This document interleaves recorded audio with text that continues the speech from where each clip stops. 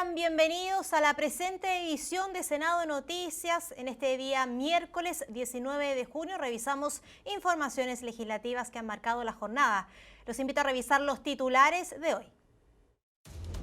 Sala aprueba en general proyecto sobre estatuto docente que resuelve la demanda de los profesores.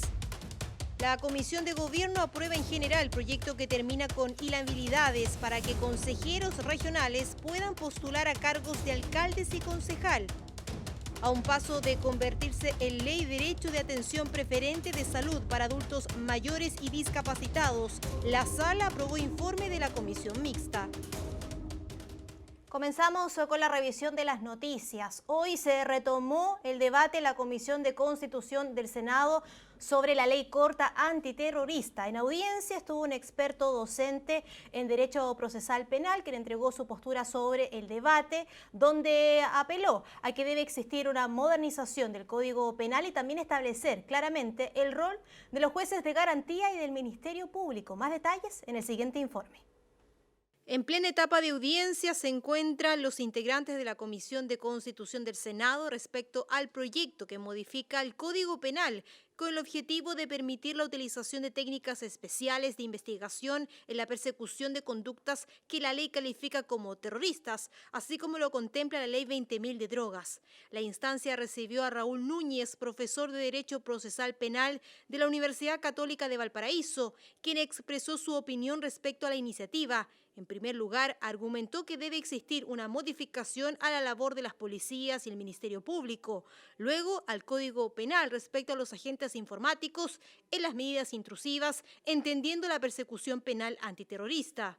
Nuestro Código Procesal Penal no tiene o no contiene ninguna regulación relativa al tratamiento de la incautación de soporte informático, que yo creo que es un tema muy importante y relevante que no se contiene. Yo soy de la idea que aquí va a ser el principio de legalidad, que tiene que haber esta referencia, insisto, que hay Código Procesal Penal, la antiterrorista, Ley 20.000, finalmente un triángulo, y eso puede producir problemas necesariamente interpretativos. Entonces, yo creo que en ese punto la técnica legislativa es mejor, si uno quiere abordar este tema completamente, es ir a la ley antiterrorista, modificar la ley antiterrorista. Cada medida intrusiva tiene que estar reglada por el legislador respecto a lo cual, qué es lo que puede hacer y qué es lo que no puede hacer. ¿Por qué? Porque son limitaciones de hechos fundamentales, en este caso, de los ciudadanos. Por ello es que requeriría una revisión profunda del Código Procesal Penal en esa parte. Por otro lado, los senadores plantearon la necesidad de modificar las atribuciones de los jueces de garantía en el proceso investigativo para el control de pruebas que presenta el Ministerio Público ante casos, como por ejemplo, de escuchas telefónicas. Yo estaría más tranquilo si los hechos los calificara primitivamente el juez y dijera, mire, vamos a investigar por este delito, en virtud de ciertos antecedentes. En la práctica, lo que hemos visto en muchos de estos años es que tenemos un problema con el Ministerio Público. Las medidas, como quien dice, especiales de investigación, aún en la etapa previa a la formalización, requieren, no es que el Ministerio Público las aplique por sí ante sí, requiere siempre que el juez de garantía las autorice. Sí. Yo conversé con varios jueces y me señalaban que en realidad el control era plenamente formal, que ellos autorizaban la interceptación telefónica en función de un conjunto de información que el fiscal les exhibía. La norma que cursa su primer trámite permite que tanto las policías, carabineros y la PDI y el Ministerio Público puedan utilizar las medidas especiales para la investigación de delitos de mayor complejidad de tipo terroristas, como lo son los agentes encubiertos o agentes reveladores, las entregas vigiladas y la interceptación de las comunicaciones, entre otras medidas. 20 horas con 5 minutos. En un amplio debate, la Sala del Senado esta tarde aprobó en general el estatuto docente que permite resolver parte de las demandas que hoy exigen los profesores. Vamos a tomar contacto con nuestra periodista Valeria Cabello, que nos va a contar más detalles de lo que fue el debate en la sala durante esta jornada. Valeria, ¿cómo estás? Ya te vemos. Buenas noches. ¿Cómo estás, Betsabe? Muy buenas noches. Tú lo decías, un amplio debate que se dio en la sala del Senado, pero un poco antes, un par de horas antes, también este proyecto fue analizado en la Comisión de Educación y Cultura. Recordemos que fue aprobado en general y en particular en la Cámara de Diputados y posteriormente recibido por la Comisión de Educación y Cultura, quienes habían citado precisamente para poder votar en general y en particular el proyecto de Estatuto de los Profesionales de la Educación, conocido también como estatuto docente. Una iniciativa que generó un amplio debate en la Comisión de Educación cuando fue analizada durante horas de la mañana, porque hay senadores, principalmente de oficialismos, quienes señalan que habrían algunos aspectos que son de exclusiva responsabilidad del Ejecutivo, que generarían gasto. Sin embargo, por parte de senadores de oposición señalan que no es así y que esto finalmente viene a solucionar aquellas demandas que, recordemos, forman parte del petitorio de los profesores que ya hace 3 semanas se encuentran movilizados por una serie de peticiones que están haciendo. ¿Cuál es el contenido de este proyecto, Betsabe? Por ejemplo, titularidad docente por extensión de horarios. También se considera en este proyecto de artículo único el periodo de vacaciones y también regular lo que son las actividades que se citan durante estas fechas. Además, lo que busca es eliminar burocracias, por ejemplo, al optar al bono de incentivo al retiro, regulación en contrato, entre otros aspectos que incluye esta iniciativa, que surge a través de una moción parlamentaria y que vendría en parte a solucionar entonces aquellas demandas que están solicitando los docentes. Una señal política fue la que se quiso dar por parte de la Comisión de Educación, así lo hizo saber también el presidente de esta instancia, Juan Ignacio Latorre. Yo los quiero invitar a que revisemos lo que nos dijo posterior a la comisión. Nosotros desde la Comisión de Educación del Senado quisimos dar una señal también de apoyo, de buscar soluciones, ¿no?, al conflicto. Es en el fondo un proyecto simple, de un artículo, pero que aborda distintos temas relacionados con asuntos laborales de los profesores y que vienen demandándose mucho tiempo y están en el petitorio actual de movilización del Colegio de Profesores.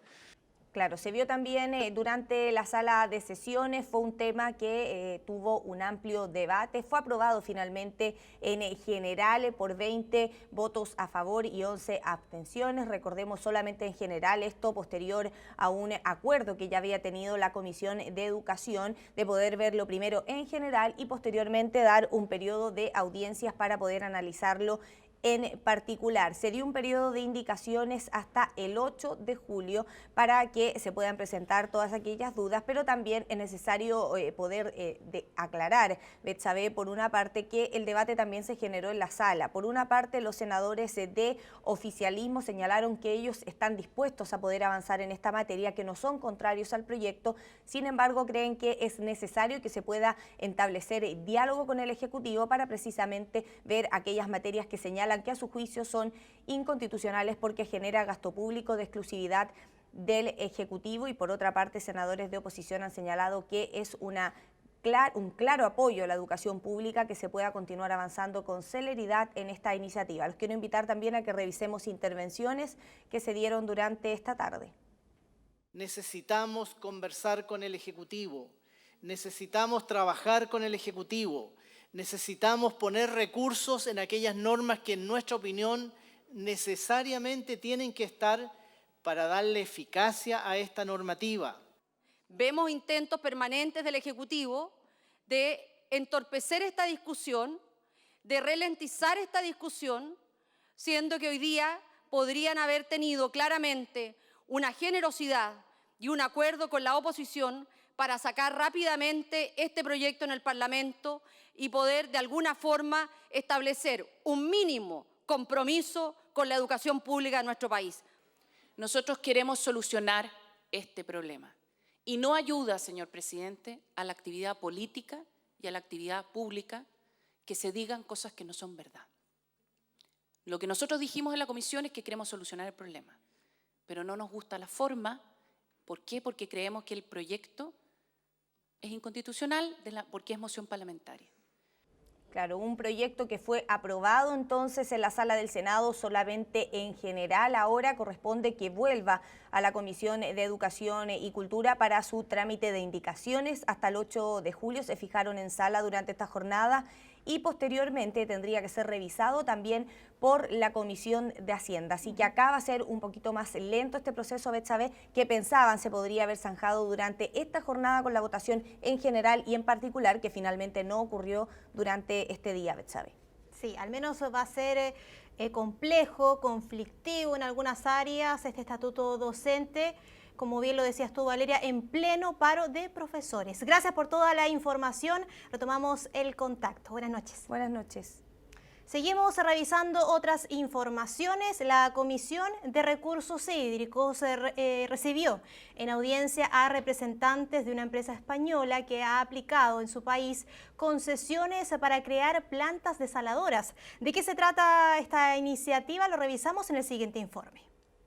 La prolongada sequía que afecta a Chile y el estrés hídrico al que han sido sometidas las cuencas han obligado a buscar alternativas para obtener agua y una de ellas es construir plantas desaladoras.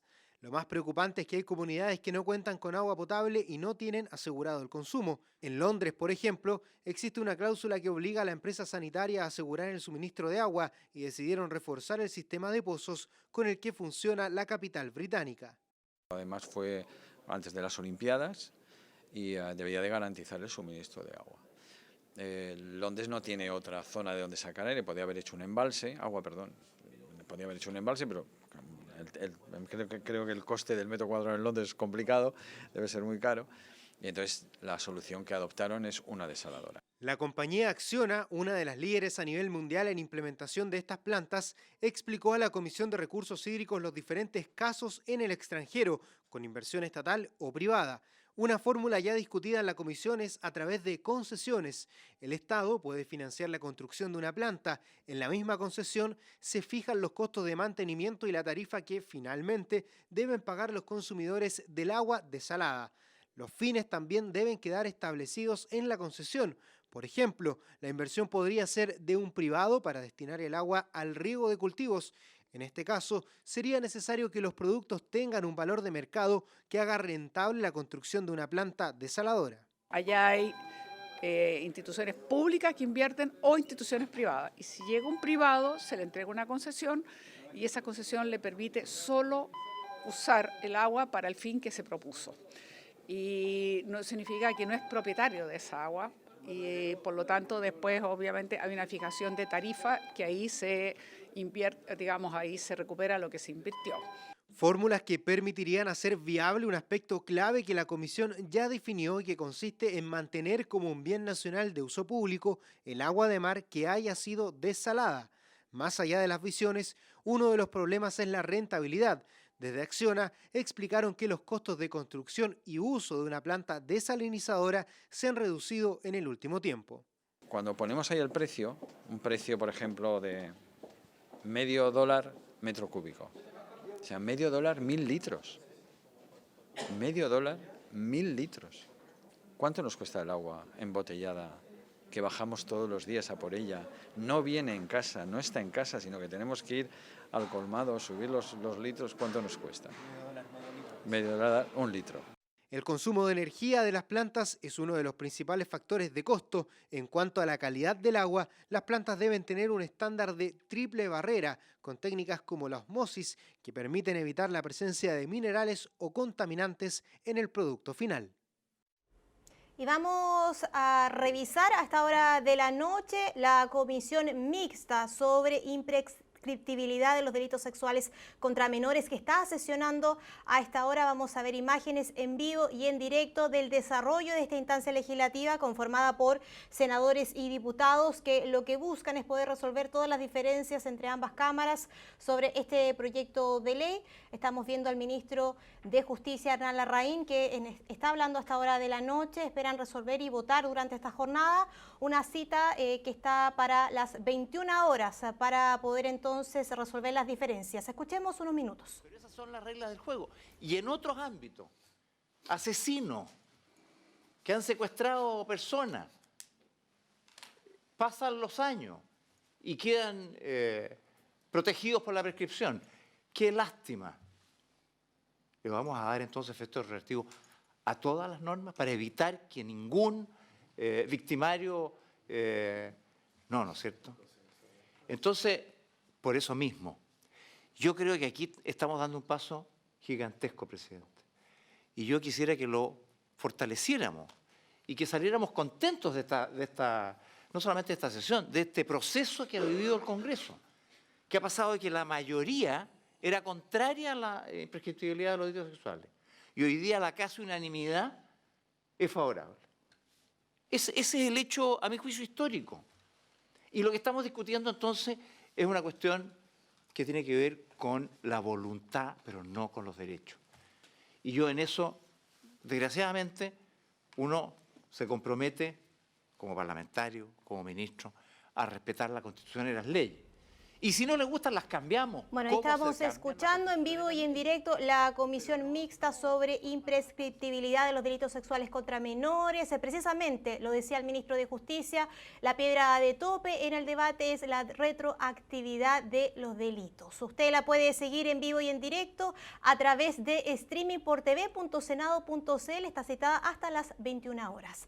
Seguimos avanzando en más noticias. La Comisión de Gobierno despachó a la sala en general un proyecto de ley que busca terminar con las inhabilidades de los consejeros regionales para que puedan postular a cargos como alcaldes o concejales. Todos los detalles en el siguiente informe.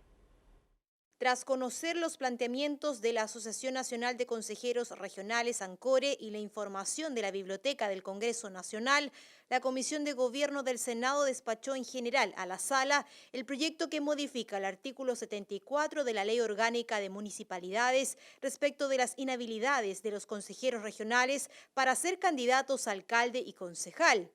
La iniciativa, originada en una moción de los senadores Francisco Chaguán, Carmen Gloria Aravena, Jimena Órdenes, Álvaro Lizalde y David Sandoval, establece que los cores que quieran postular al municipio deberán dejar sus respectivos cargos 30 días antes de la elección y no un año antes como lo establece la ley actual. Según señalaron los senadores integrantes de la comisión, no existe ninguna razón que un core tenga que renunciar a su cargo con tanta antelación para postular a otro. Debieran mantenerse por el periodo que fueron elegidos.